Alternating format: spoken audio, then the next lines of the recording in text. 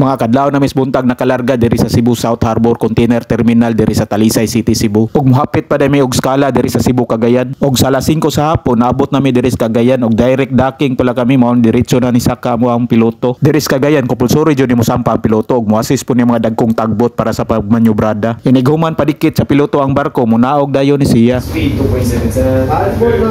Okay. Ang cargo pasa na. 60 meters. 60 meters po. Speed 2.5 sir. Okay. Stalemate, sir. Okay. Stalemate, sir. Anita Dres gawas koy para klaro kayo. Shoutout dahil sa Taran sa Isyaw Kukalyong labaw na kay Reynold Torres.